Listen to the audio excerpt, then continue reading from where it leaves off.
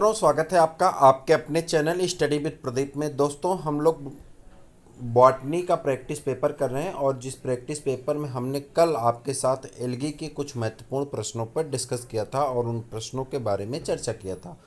आज जिन प्रश्नों को हम लोग चर्चा करने वाले, टोटल 101 प्रश्न हो चुके थे। 102 क्वेश्चन नंबर से हमको स्टार्ट करना है, जो कि आपके सामने दिखाई पड़ रहे हैं। ज़्यादा प्रश्न नहीं है इस वीडियो में, आपके 24 से 25 प्रश्न हैं, लेकिन डिस्क्रिप्शन बहुत इंपॉर्टेंट है, तो इन डिस्क्रिप्शन को देखते हुए हम लोग आगे की दिशा में बढ़ेंगे। और आपसे एक छोटी सी रिक्वेस्ट है कि यदि आप चैनल पर नए हैं तो चैनल को सब्सक्राइब कर लीजिए, अपने मित्रों को भी शेयर कर दीजिए और वीडियो को लाइक कर दीजिए।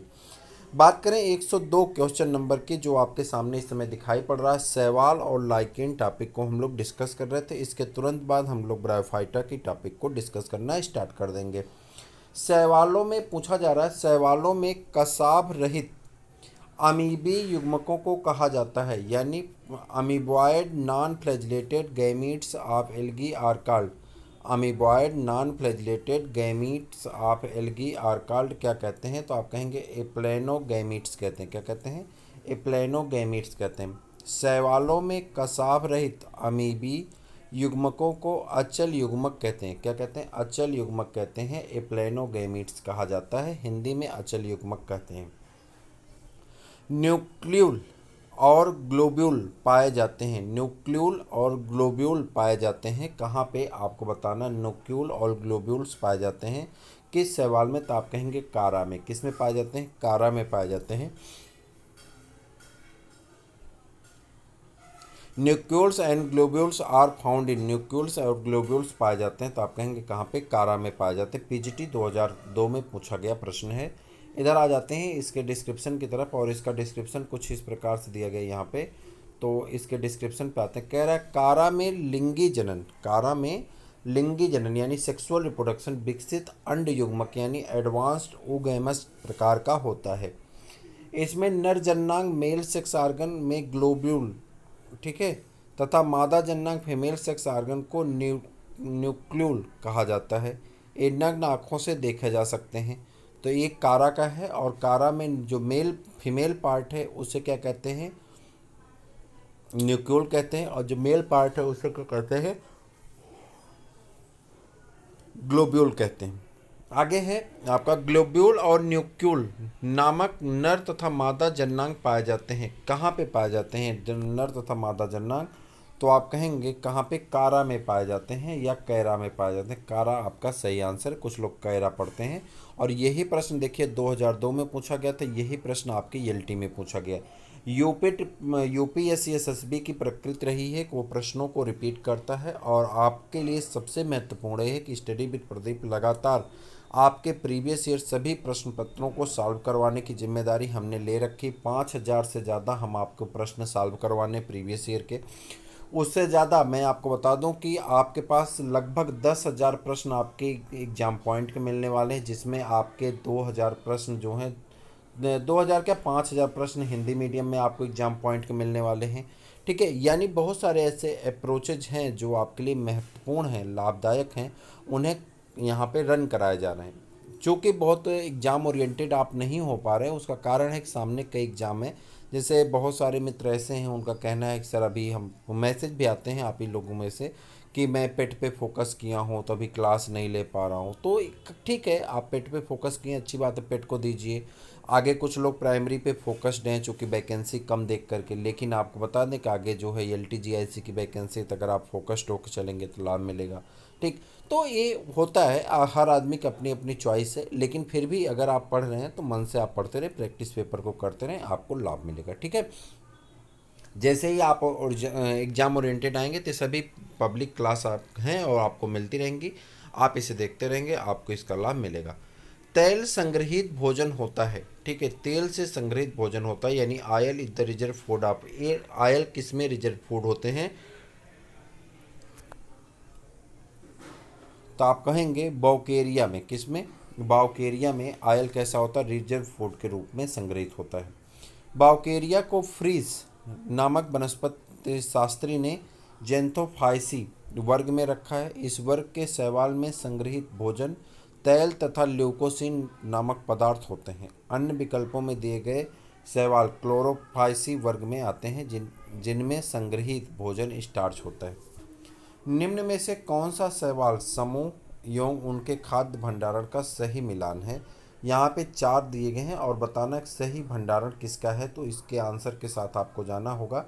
और यहाँ पे मैं सबको पढ़ देता हूँ, फिर इंग्लिश वाला पढ़ के मैं आपको आंसर बताता हूँ।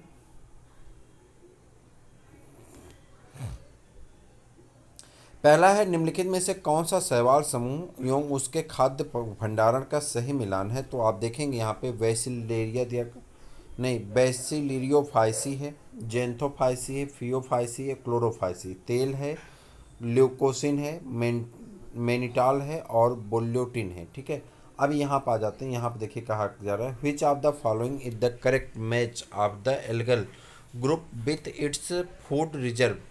तो यहाँ पर दिया गया है ब्लेसिलोफाइसी, जेंथोफाइसी, फियोफाइसी और क्लोरोफाइसी।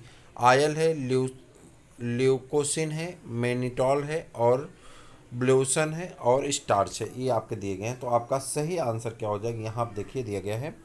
तो यहाँ पे एक सेकंड, यहाँ पे इसके सही आंसर के साथ जाएंगे तो आप कहेंगे वेसिलियोफाइसी ब्यूल्योटिन, जेंथोफाइसी तेल, फियोफाइसी मेनिटॉल और उसके बाद क्लोरोफाइसी मंडे या स्टार्च। ठीक। बट्रैकोस्पर्मम के पौधे निम्न के कारण मणिका युक्त प्रदर्शित होते हैं। The plant of the Batrachospermum appears weeded due to, किसके कारण मणिका युक्त दिखाई पड़ते हैं? तो आप कहेंगे कोप्रोगोनिया के कारण। किसके कारण? कोप्रोगोनिया के कारण। बट्रैकोस्पर्मम में मणिका युक्त संरचनाएं नोड क्षेत्र में दिखाई देती हैं। यह ग्लोमेरुलस की छोटी शाखाएं होती हैं। पामेला स्टेज किसमें पाई जाती है? कल भी यह प्रश्न मैंने आपसे करवाया था, आज भी यह प्रश्न देखिए रिपीट हुआ, 2002 टीजीटी में पूछा गया था। पामेला स्टेज किसमें पाया जाता है? तो आप कहेंगे यूलोथ्रिक्स में। पामेला अवस्था कुछ शैवालों जैसे कि यूलोथ्रिक्स, क्लेमाइडोमोनास में अलैंगिक जनन की एक विधि है जो कि विपरीत परिस्थितियों जैसे कि कम पानी या विषाक्त लवण की उपस्थिति में होता है। इस पदार्थ में कोशिका की भित्ति घुल जाती है तथा एक म्यूसिलेज की कला बन जाती है। आगे बढ़ जाते हैं। अगला क्वेश्चन आपके सामने कुछ इस प्रकार से, क्लेमाइडोमोनास की किस प्रजाति में पामेला अवस्था की कोशिकाएं हिमेटोक्रोम विकसित करती हैं और अचल सुप्त बीजाणु बन जाती हैं? क्लेमाइडोकार्डेटम में, क्लेमाइडोमोनास युगैमिटास में, क्लेमाइडोमोनास क्लेनियाई में या क्लेमाइडोमोनास निवेलिस में। तो आप कहेंगे यहाँ पे which one of the species of the Chlamydomonas of the cell of palmella stage developed haematochrome and becomes non motile thick walled hypnospore. तो आपका सही आंसर होगा सी निवेलिस। कौन है? सी निवेलिस, क्लेमाइडोमोनास निवेलिस आपका सही आंसर हो जाता है। क्लेमाइडोमोनास निवेलिस में हिमेटोक्रोम विकसित होता है तथा ये लाल रंग के सुप्त बीजाणु में बदल जाते हैं।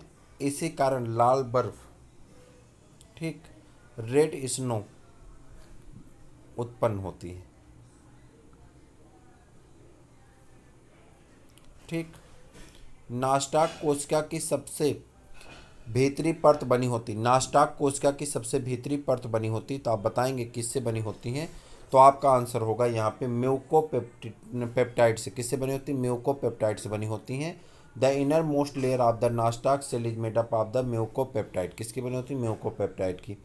नास्टाक एक नील हरित शैवाल है जो कि अब साइनोबैक्टीरिया समूह कहलाता है। ये मोनेरा जगत के जीव हैं। इनकी कोशिका भित्ति जीवाणुओं के समान म्यूकोपेप्टाइड्स और पेप्टिडोग्लाइकान की बनी होती हैं। यह पदार्थ एक व्युत्पन्न अमीनो अम्ल होता है। ऑक्सोस्पोर पाया जाता है। ऑक्सोस्पोर किसमें पाया जाएगा? तो आप कहेंगे साइनोफाइसी में, क्लोरोफाइसी में, रोडोफाइसी में, बेसिलियोफाइसी में। तो आप कहेंगे ऑक्सोस्पोर फाउंड इन किसमें पाए जाते हैं? तो आपका सही आंसर होगा बेसिलियोफाइसी में। किसमें पाए जाते हैं? बेसिलियोफाइसी में पाए जाते हैं।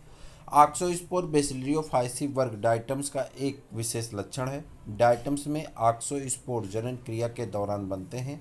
इससे संतत डायटम्स का निर्माण होता है। कसाभिक युक्त चल कोशिकाओं का सर्वथा अभाव होता है। साइनोफाइसी में, फियोफाइसी में, क्लोरोफाइसी में, बेसिलियोफाइसी में। तो आप कहेंगे motile cell and flagella are to all together absent in, किसमें एब्सेंट होते हैं? तो आपका आंसर होगा साइनोफाइसी में। आगे बढ़ जाएंगे। साइनोफाइसी मिक्सोफाइसी नीली हरी शैवाल का एक वर्ग है। यह एक आद्य वर्ग है जिसका शरीर एक कोशिका की बनी होती है और केंद्रक विहीन होती है। इसका जीवन काल में यहाँ तक कि इनके जीवन जनन में कसाभिक युक्त जल बीजाणु का निर्माण नहीं होता है। बैट्रैकोस्पर्मम शैवाल पाई जाती है किसमें? ताजे जल में तैरने वाली, ताजे जल में शिला के ऊपर, समुद्री जल में स्वतंत्र तैरने वाली, समुद्री जल में शिला के ऊपर। तो आप बताएंगे यहाँ पे all the algae of the Batrachospermum are found in the, तो आप कहेंगे फ्रेश वाटर लिथोफाइट्स में। बैट्रैकोस्पर्मम एक लाल शैवाल है जो ताजे जल में शिला के ऊपर पाए जाते हैं। इसमें फाइकोएरिथ्रिन भी की पर्याप्त मात्रा न होने के कारण यह बैंगनी या नीले रंग का प्रतीक होता है। इसे सामान्यतः फ्रॉग स्पान शैवाल कहते हैं। वह रेड शैवाल, ठीक, वह रेड शैवाल ना तो लाल रंग का है और ना ही समुद्री। The red algae that is the neither red in colour nor marine. तो वह कौन है? बैट्रैकोस्पर्मम है। कौन है? बैट्रैकोस्पर्मम है। ठीक है। और उसके बाद आ जाते हैं आगे। बैट्रैकोस्पर्मम होता है नील हरी शैवाल, भूरे शैवाल, अलवड़ी जली लाल शैवाल। तो कैसे होते हैं? अलवड़ जली लाल शैवाल होते हैं। ठीक। और उसके बाद आ जाते हैं जो है यहाँ पे क्वेश्चन नंबर है आपका यहाँ पे, एक क्लोरोफिल ए युक्त शैवाल जिसकी संचयी उत्पाद सुपुष्पी स्टार्च है और इसमें कसाभिक कोशिकाओं का अभाव है, इस वर्ग के सदस्य हैं। तो आप कहेंगे ब्रुसेल शैवाल वर्ग, क्लोरोफाइसी वर्ग, लाल शैवाल वर्ग और चेंथोफाइसी वर्ग। तो आपका सही आंसर होगा लाल शैवाल वर्ग। ठीक। उसके बाद आ जाते हैं लाल शैवाल वर्ग में क्लोरोफिल ए का तथा क्लोरोफिल डी पाया जाता है तथा कसाभिक कोशिकाओं का अभाव होता है। यह संचित भोजन फ्लोरिडियन स्टार्च है, जबकि भूरे शैवाल का संचित भोजन लेमिनेरिन मैनिटाल है। क्लोरोफाइसी वर्ग का संचित भोजन पदार्थ, जबकि जैंथोफाइसी शैवाल का संचित भोजन वसा तेल ल्यूकोसिन है। संचित भोजन के रूप में फ्लोरिडियन स्टार्च पाया जाता है। संचित भोजन के रूप में फ्लोरिडियन स्टार्च पाया जाता है रोडोफाइसी में। ठीक है। फियोफाइसी, सेनोफाइसी और ब्लिसरियोफाइसी रोडोफाइसी में पाया जाता है। बैट्रैकोस्पर्मम के कार्पोस्पोर होते हैं। बैट्रैकोस्पर्मम के कार्पोस्पोर होते हैं। तो यहाँ पे आपका आ जाएगा नग्न एवं अचलनशील, नेकेड एंड नॉन मोटाइल। कार्पोस्पोर्स लाल शैवाल में अलैंगिक जनन के लिए एक स्पोर है। यह एक एप्लेनोस्पोर है जो कि नग्न और अचलनशील होते हैं। ठीक। एक्टोकार्पस के शीर्ष कोशिका की संरचना होती है। The apical cell of the ectocarpus is, ectocarpus की शीर्ष संरचना होती कैसी? नुकीली होती है, पॉइंटेड होती। ठीक। उसके बाद आ जाते हैं एक्टोकार्पस एक भूरा शैवाल है। यह तंतुवत समुद्री शैवाल है। इसमें सीधे खड़े या लेटे हुए दोनों प्रकार की संरचना होती है। इसे शीर्ष कोशिका नुकीली होती हैं। एक्टोकार्पस में आइसोमॉर्फिक प्रकार का पीढ़ी एकांतरण होता है। कौन से शैवाल में पीढ़ी एकांतरण होता है? आप बताएंगे एक्टोकार्पस में, क्लेमाइडोमोनास में, वाल्वाक्स में, ये सभी में। तो आप कहेंगे एक्टोकार्पस में। कहाँ पर होता है? एक्टोकार्पस में होता है। ठीक।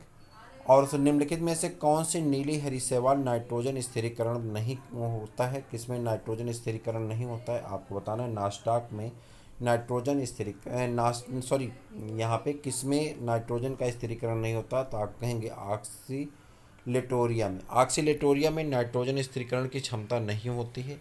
इसमें हेट्रोसिस्ट उपस्थित होता है। नास्टाक, एनाबिना तथा साइटोनिमा में नाइट्रोजन स्थिरीकरण की क्षमता होती है। शैवालों में बहुवार्षिकता की सबसे उपयुक्त विधि प्रदर्शित होती है। शैवालों में बहुवार्षिकता की सबसे उपयुक्त विधि प्रदर्शित होती है। क्या कहेंगे? एकाइनिट द्वारा। किसके द्वारा? Akinete. The best method of the perennation in algae is exhibited by एकाइनिट्स।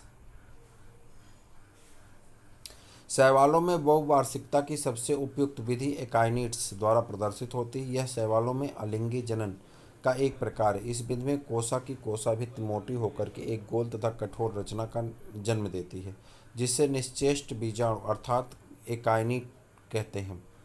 यह प्रायः प्रतिकूल परिस्थितियों में बनते हैं और अनुकूल परिस्थितियों में आने पर प्रत्येक एकाइनिड एक नए पौधे को जन्म देता है।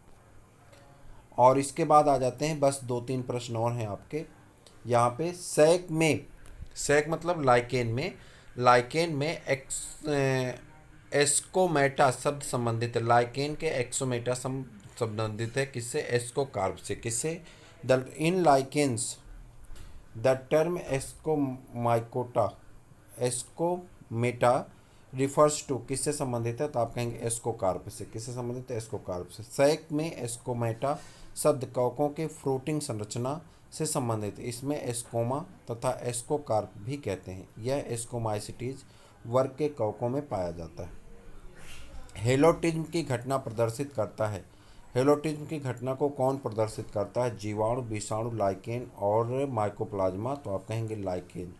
हेलोटिज्म की घटना फिनोमेना लाइकेन में पाई जाती है। इसकी व्याख्या क्रोम्बी ने 1885 ईस्वी में की थी और इसे प्राकृतिक समागम कहा। यह शैवाल और कवक के मध्य सहजीवन प्रदर्शित करता है। इसमें कवक और अपने अधीनस्थ सहभागी शैवाल पर प्रभाव बनाए रखता है। लाइकेन में लैंगिक जनन का संपादन होता है। लाइकेन में लैंगिक जनन का संपादन होता है फंजाई ओनली। किसमें? केवल फंजाई द्वारा। किसके द्वारा होता है? फंजाई के द्वारा होता है, केवल फंजाई द्वारा। ध्यातव्य है कि लाइकेन एक मिश्रित जीव है। इसमें शैवाल और कवक के घटक आपस में मिलकर शरीर की रचनात्मक संरचना एवं सहजीवन व्यतीत करते हैं। लाइकेन में लैंगिक जनन कवक घटक द्वारा होता है। नर जननांग स्पर्मेटोगोनिया तथा मादा जननांग कार्पोगोनियम कहलाती हैं। नर तथा मादा जननांग आसपास विकसित होते हैं। नर युग्मक मादा के केंद्र से संयुक्त होकर के युग्मनज बनाता है। युग्मनज से फलनकाय बनती हैं। फलनकाय से अनेक एसाई होते हैं, जिसमें 8 एस्कोकार्प बीजाणु का निर्माण होता है। एस्कोस्पोर्स अंकुरित होकर के कवक सूत्र बनाते हैं। कवक सूत्र शैवाल के संपर्क में आकर लाइकेन तथा थैलस का निर्माण करते हैं। तो इस प्रकार से ये आपका एल्गी और लाइकेन से इम्पॉर्टेंट 125 क्वेश्चन आपके कंप्लीट होते हैं। फिर हम लोग अगले प्रश्न की तरफ बढ़ेंगे, अगली श्रृंखला की तरफ बढ़ेंगे। और आप देखते रहिए, अपने मित्रों को शेयर करते रहिए। फिर मिलते हैं किसी और वीडियो में, तब तक के लिए इजाज़त दीजिए। जय हिंद।